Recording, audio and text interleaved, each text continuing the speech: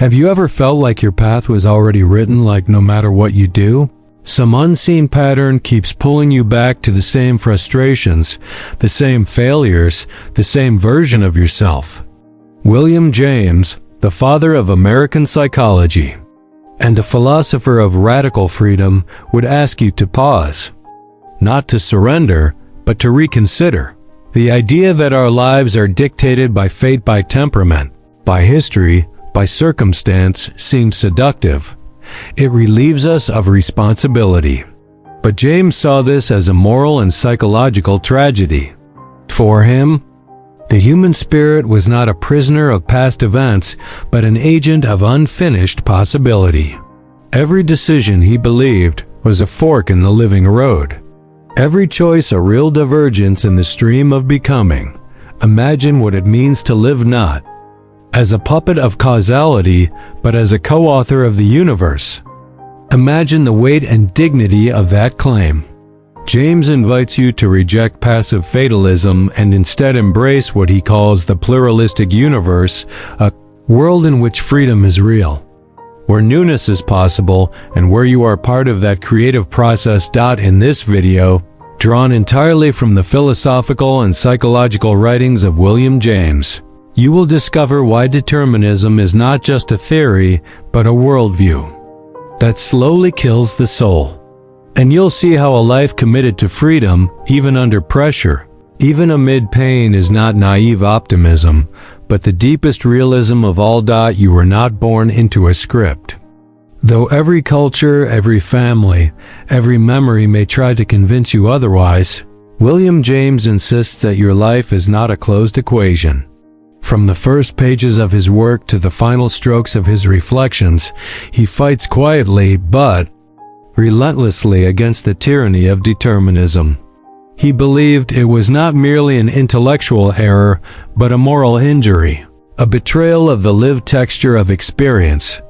Think of how often you've heard the voice, "That's just how I am," or "It was bound to happen," or "There's no point in trying." These are not facts. These are habits of thought grooves worn deep by repetition, not truth. James saw them for what they were: spiritual resignation masquerading as realism. And he would not let it stand. He walked into philosophy through the door of psychology, and out the other side into ethics. In each room, he found the same question: do we have the power to change? And at every turn, his answer was yes, but not in the simplistic way of slogans or fantasies. The yes that James offers is heavy. It asks something of you. It demands that you act as if your choices matter, even when the evidence is not yet clear. In his study of the will, James introduced what he called volitional acts, moments when, faced with indecision or despair, we choose not because we are compelled, but because we affirm something deeper. These acts are small on the surface: getting out of bed, writing one line, refusing one lie, but they carry the weight of a universe. In the making, he believed that we live in a pluralistic universe, one where outcomes are not fixed, where the future is not already decided. In such a world, your choices are not echoes, they are causes. You are not here to predict the future, but to participate in it. This view does not erase struggle, it intensifies it, because it places responsibility back where it belongs, in your hands. James tells us that belief in freedom is not something we prove first and live later. It is something we live into. We commit to it. We wager on it. And then, through our actions, it begins to shape the contours of our lives, like a path appearing beneath our feet as we walk, not revealed in advance but made real through movement. If you find yourself drawn to this idea, if it stirs something uneasy but alive in you, then honor that stir.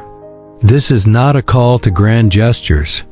It is a call to inhabit your life differently, to begin treating your moments not as pieces in a fatal puzzle, but as openings. Openings through which your will, your courage, and your unseen power may enter the world. If this resonates, stay close. like this video, subscribe. We are not here to escape life, but to face it with dignity and depth. And the first act of freedom may be this: refusing to let fate speak the last word. Imagine standing in front of your own life like a map drawn in pencil, some lines clear, others blurred, and wide spaces left unfinished. William James invites you to consider that what happens next is not dictated by some force outside of you, but by the quality of your attention and the courage of your choices. This is not motivational fantasy. It is a philosophy grounded in the raw experience of being human, uncertain, and alive. James took issue with the mechanistic view of reality that dominated his time, the idea that every thought, emotion, and decision was the inevitable result of prior causes. For him, such determinism was not only false, it was dangerous. It deadened the will. It taught people to live as spectators of their own lives, rather than as participants. He tells us that the most vital experiences we have decisions made. In crisis, sacrifices made for love, the refusal to surrender under pressure only makes sense if freedom is real. And if they matter, then so do we. Your freedom, in James's view, is not the freedom to do anything at any time. It is the freedom to commit, to invest your life in a direction, a purpose, a belief that cannot be guaranteed but can be chosen. He gives us the image of the moral life as a field of unfinished possibilities. At every moment, you stand before what might be, and every small act, a word spoken honestly, a temptation resisted, a dream pursued despite fear, adds weight to one reality over another. The universe, James believed, is still in the making, and human beings are part of what makes it. This is not a call to narcissism, but to seriousness. To realize that your life is not a dress rehearsal, and that the decisions you make, even when no one is watching, shape not only your fate, but the fate of others. Freedom, he writes, is not about escaping consequence. It is about embracing consequence, living as if your presence in the world counts. There is an eerie courage in this view.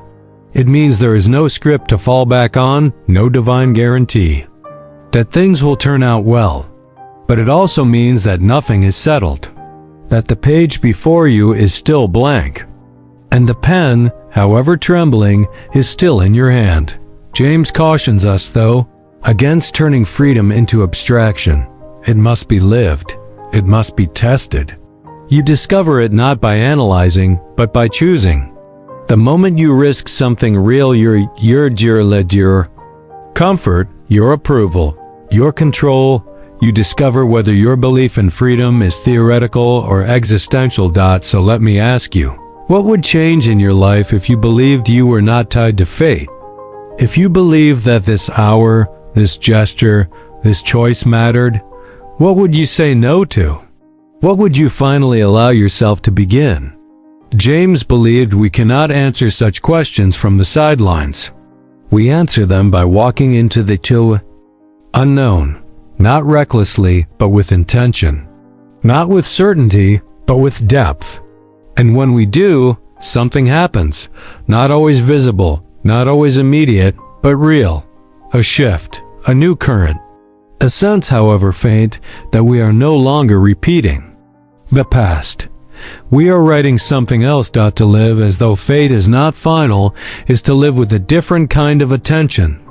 Not the scattered awareness of one checking a device or waiting for something to happen, but the inward vigilance of one who suspects that meaning hides in the overlooked. William James called this shift a radical empiricism and openness, not just to facts, but to the value of experience as lived. And when you begin to live this way, something in the atmosphere of your life changes. You are no longer a passive observer. You become a co-creator. He taught that consciousness is selective. What you attend to becomes your reality. So if you constantly attend to your failures, your limits, your past betrayals, then your world contracts. Your future collapses into repetition. But if you direct your attention deliberately, even stubbornly toward what is still possible, then a new kind of life begins to emerge. Not in a flash, but in layers. James described this as the difference between the once born and the twice born. The once born live within the boundaries of the given, accepting the world as they received it. The twice born experience a rupture, a crisis, and through that fracture, come into contact with something deeper, something that was always there, but now commands allegiance. This rebirth is not sentimental. It is strenuous.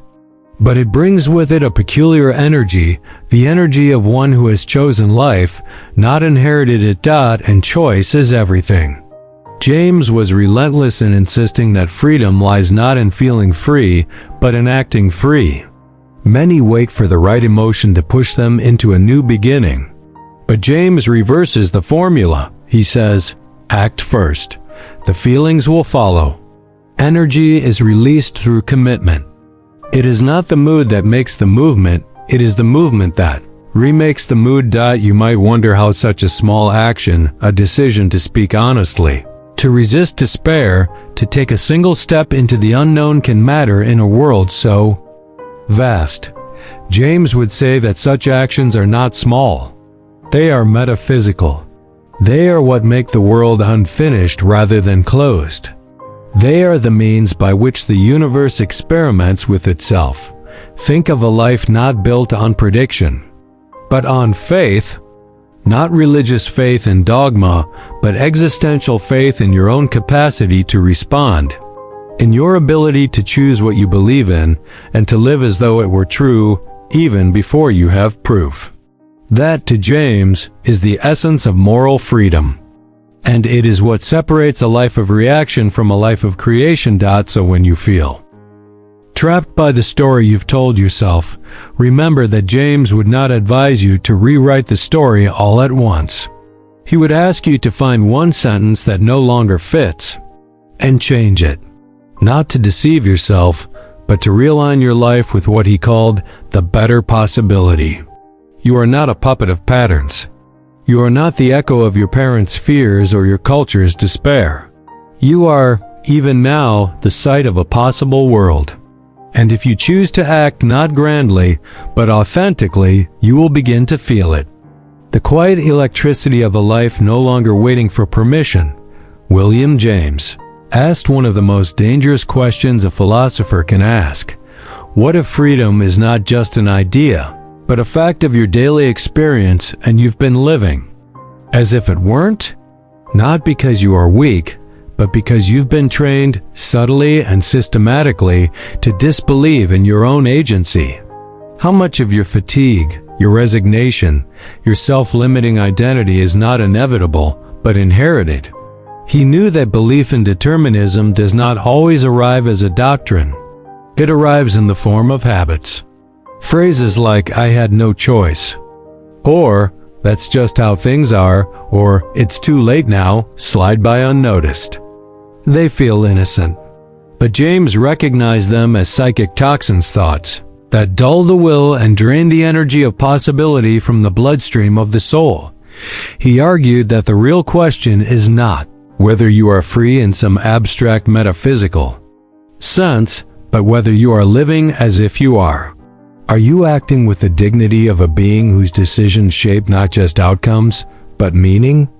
Or are you waiting for permission, for proof, for the right mood to finally begin? And here lies the paradox.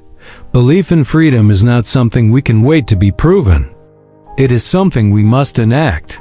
If you live as if you are free, James said, then you begin to become free. The evidence comes after the wager, not before. Faith, in this view, is not delusion. It is the condition for transformation. So let us ask now, not as a rhetorical flourish, but as a real demand. What if you've been interpreting your fatigue, your depression, your indecision as signs of incapacity, when in fact they are signals of revolt? What if your inner unrest is not a flaw, but a message from a part of you that refuses to accept a false life? James would not offer comfort here. he would offer clarity. You are not fixed. You are fluid. And fluidity requires moral responsibility. It means you must choose, not only once, but repeatedly. Not because you are sure, but because you are alive. Because something in you, call it spirit, call it will, call it a cry for coherence, demands to be heard. To believe in fate is to abandon the hard work of imagination. To believe in freedom is to accept that you are a creative force in a chaotic world. It is to say, even if my body is tired, my choices matter. Even if my past is heavy, my next act is free. And this belief is not private. It affects how you treat others. When you believe others are also free, you begin to see them not as functions of their conditions, but as fellow agents. You speak differently. You listen differently. You expect more not in judgment, but in solidarity. So the real question is not, are we free? The real question is, what do we become when we live as if we are? Can you live in such a way that your life teaches others to believe again in their own agency? Because in the end, freedom is not a possession. It is a practice. And every act of courage, every refusal to obey a false limit, every small rebellion against the inertia of the world, that is the practice. That is the proof. To accept the idea that you are not tied to fate is to begin the slow, often uncomfortable work of rewriting the rules by which you've lived. Not the external laws, the ones written in books or enforced by institutions, but the inner rules, the silent contracts you've made with yourself. I don't get to ask for more. I'm not the kind of person who changes. It's too late for me. William James believed these inner laws were the most dangerous of all because they are invisible. You inherit them without realizing. You live by them without question. And unless interrupted, they become the architecture of your perceived limits. But James also believed in interruption. In the sudden moment, sometimes painful, sometimes luminous, when a person sees their life from a new angle. The moment you realize you have been obeying an idea you never actually chose. The moment you see that what you called realism was actually fear cloaked in logic. That moment is a crack in the system. And from that crack, freedom leaks in. He was particularly interested in the way beliefs function. Not just what you believe, but how your beliefs shape the world you live in. He observed that some people, when faced with despair, sink. Others rise. Why? Not because of temperament or luck, but because of how they frame the crisis. Do they see it as proof of fate, or as a test of will? That framing, more than any fact, determines what becomes possible. This is why James said that the greatest use of our freedom is to choose what kind of universe we want to believe we are in. Not because belief is escapism, but because belief is a form of participation. If you believe the future is open, you will act differently. You will see options where others see dead ends. You will become, through your very gaze, a sculptor of possibility. But this requires trust, not in others, not in outcomes, but in the sacredness of your own volitional nature, in your ability to decide not what happens to you, but how you will meet it. This trust is not arrogance. It is responsibility. It means that you are willing to become the cause of something that did not yet exist. So look at your life. Look at the patterns you call fate. The job you return to every day with dead eyes. The relationship that suffocates more than it heals. The dream you stopped speaking aloud. What if none of these are fate? What if they are simply agreements you no longer have to honor? To break such agreements is not rebellion for its own sake. It is moral. James believed that the soul is healthiest when it is most honest. And honesty, in this case, means admitting that you are not who you were, that you are growing, that your inner life demands a new outer shape. You are not static. You are not defined by a single story. You are a sequence of acts, a stream of choices, a field of shifting intentions. And if you begin, even now, to choose in the direction of aliveness, something will answer. A new current, a deeper voice. The subtle thrill of no longer being asleep in your own skin. There is a kind of freedom that doesn't shout. It does not announce itself in revolutions or dramatic departures. It appears quietly in the privacy of a single moment, a moment when you could have repeated the old pattern and didn't. William James believed these subtle inflections of will are where true freedom lives. Not in spectacle, but in nuance. Not in what is seen, but in what is chosen. He observed that many people long for a transformation, but few are willing to participate in it. They wait for an external sign, a final clarity, a perfect set of conditions. But James warns us, those who wait for certainty never change. Because freedom does not begin when you know. It begins when you act. What blocks freedom, for most, is not fear of risk, but fear of confusion. You don't want to make the wrong move. You want your new life to come with guarantees. But James says, no guarantee is coming. And that's not a flaw in the system, it's the design. Because the value of your freedom lies precisely in the fact that you must use it without knowing what will happen. He speaks of a moral strenuousness, a willingness to live in the tension between what is and what could be. This is not for the faint-hearted. It is a form of existential athleticism, a way of bearing the weight of your own agency without flinching. And it means that every day you are asked the same quiet question. Will you choose again? Will you reassert your right to become? But James also offers something rare in philosophy, compassion. He knew that people collapse not from laziness, but from fatigue. The burden of freedom can be overwhelming. That is why he urges small acts, tiny assertions. A single true word spoken into a false atmosphere, a moment of refusal, a moment of risk. You may not feel the effects immediately, but over time, these acts accumulate. They carve a new shape into your life. They create an internal momentum that begins to push back against the inertia of fate. This is how energy is born, not all at once, but in layers, through consistency, through fidelity to the better possibility. And you are not doing this alone. Every act of freedom sends ripples. Others see you and remember something they forgot, that they too are not tied to fate, that they too can begin again. James believed that moral energy is contagious, that our efforts at sincerity, even in private, have public consequences.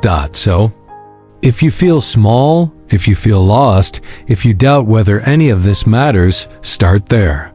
Begin in the dark. James would say, try.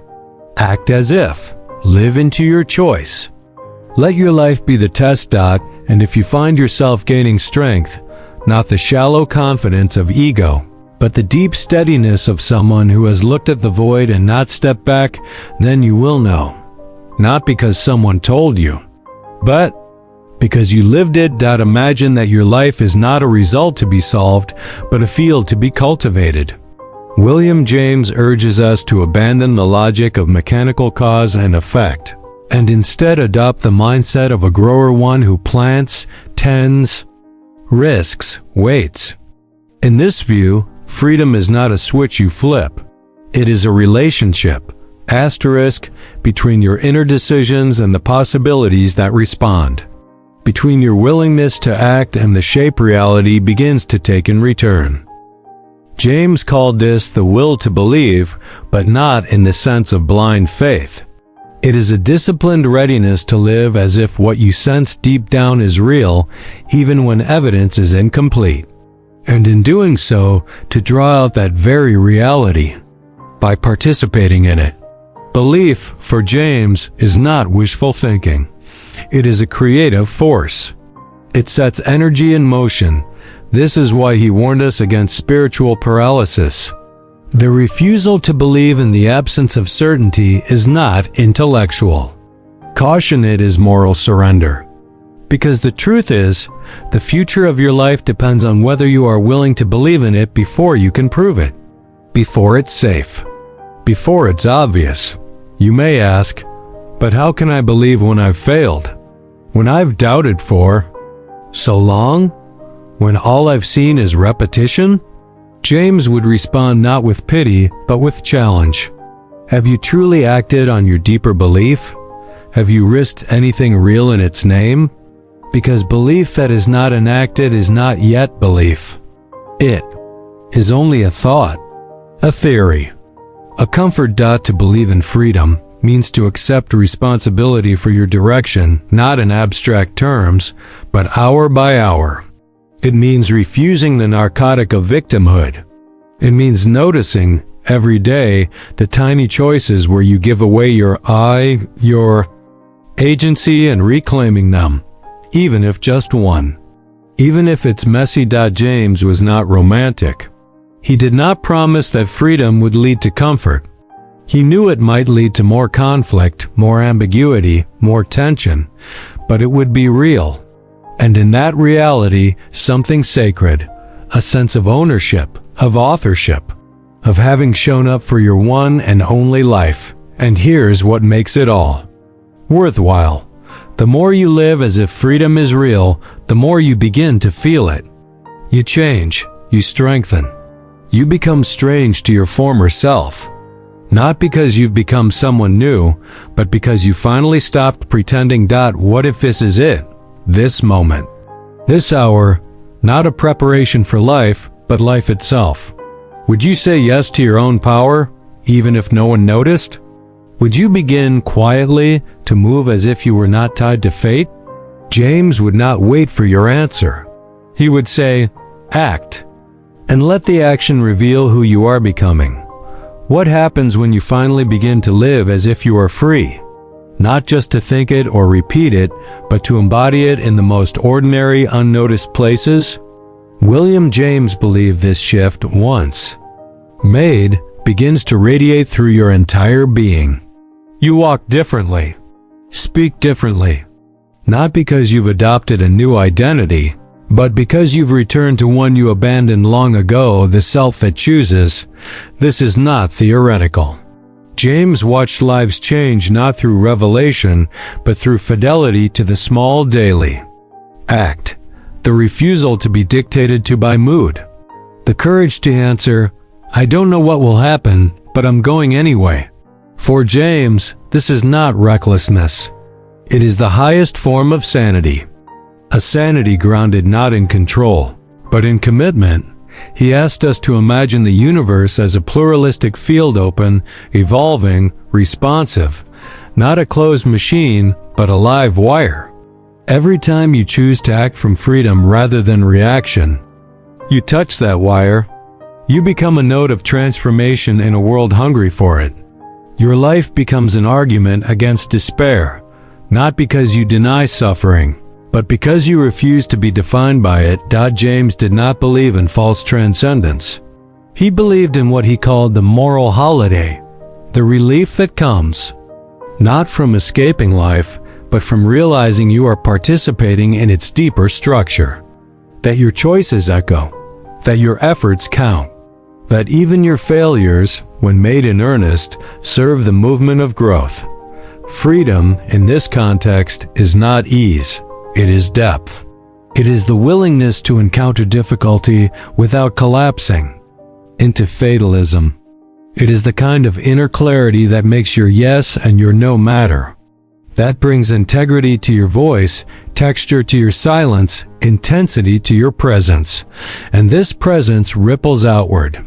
You begin to treat others not as fixed identities, but as fellow travelers in a world still being written. You recognize in their struggle your own. You stop asking them to be consistent and instead invite them to be real, to change, to wake up. This is not a philosophy for the privileged. It is a path for the willing. James believed that the soul becomes real through effort, through tension, through the fire of contradiction. And the only freedom worth having is the freedom you've had to fight for within yourself. So, If you've been walking through life as if the ending has already been written, this is your interruption. A call not to magic, but to movement. To begin where you are. To say yes, even if your voice shakes. To live from the center of your unrest, not in fear, but in faith. And let me ask you now, the question James would leave in the silence. What if you stopped trying to be certain and began trying to be true? You will not be saved by theory. You will not be saved by analysis or caution or even knowledge. William James knew this with painful clarity. What saves a human life, he argued, is action. Action born of belief, messy, uncertain, often trembling belief, but belief nonetheless. And if you followed this far, if some part of you has remained attentive through the doubt and the struggle, then hear this now. Your life is not finished. Not even close. Fate is the story told by those who gave up too early. But James never gave up. He stood, at times, in the mouth of despair. He tasted meaninglessness. He nearly surrendered to it. And then through a decision so small the world would never have noticed, he chose life. He decided, not because it made sense, but because something in him refused silence. That refusal became philosophy. That philosophy became freedom. So, ask yourself, what if you stopped treating your life as a conclusion and started treating it as a beginning? Not the beginning of perfection, but of presence. The beginning of choosing again and again and again. James knew that truth lives in the recurrence of effort. Not once, but many times. That is how souls are made. You are not tied to fate, but you are tied to your next decision. And that is where your freedom lies, not in grand gestures, but in the next breath, in what you choose to notice, in what you refuse to excuse, in what you risk, not because you are certain, but because you are alive. So here is the final question, the one James would place gently, urgently, in your hands. What might become real if you live the rest of your life as if freedom were not a theory, but a practice? If this question stirs you, if it opens something unnameable, something dangerous, something true, then act on it.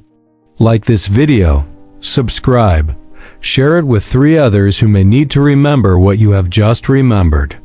That we are not finished, that we are still choosing, that we are free,